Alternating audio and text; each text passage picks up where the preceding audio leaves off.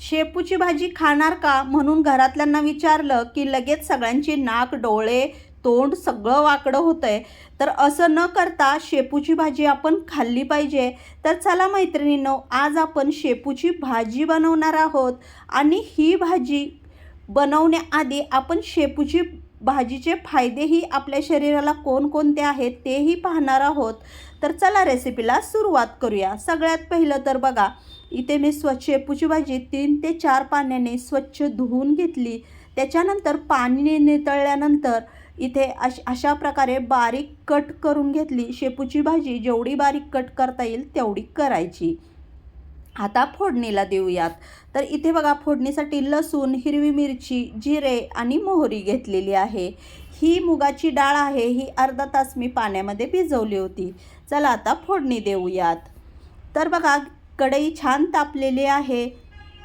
2 पळ्या तेल घालायचं आणि त्याच्यामध्ये मोहरी घालायची. मोहरी छान तडतडली की जिरे, लसूण आणि हिरवी मिरची घालायची. हिरवी मिरची, लसूण खरपूस भाजलं की त्याच्यामध्ये डाळ थोडीशी परतून घ्यायची. नंतर जी काही आपली शेपूची भाजी आहे ती घालायची आणि वरून चवीप्रमाणे मीठ घालायचं. तर बघा, शेपूची भाजी खाल्ल्याने आपल्या शरीराला कोणते फायदे होतात. सगळ्यात पहिलं तर ज्या लोकांना शुगर आहे त्यांनी नक्की खावी. शेपूची भाजी खाल्ल्याने शुगर कंट्रोलमध्ये राहते. तसेच शेपूच्या भाजीमुळे सी विटॅमिन भरपूर प्रमाणात मिळते. त्याच्यामुळे आपली रोगप्रतिकारशक्ती वाढते आणि आपल्या शरीरामध्ये जी काही पचनक्रिया होते ती शेपूच्या भाजीमुळे चांगली होण्यास मदत होते.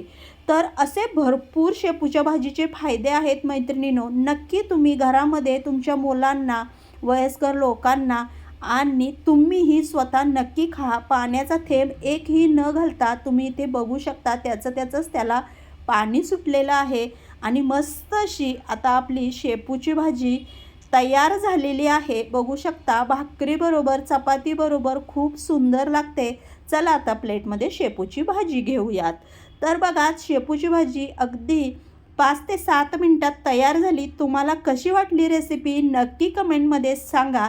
मैत्रिणींनो, प्लीज आपल्या चॅनलला सबस्क्राईब करा, लाईक करा आणि शेअर करायला विसरू नका. अशाच भेटू तुमच्या आवडीच्या व्हिडिओमध्ये. धन्यवाद.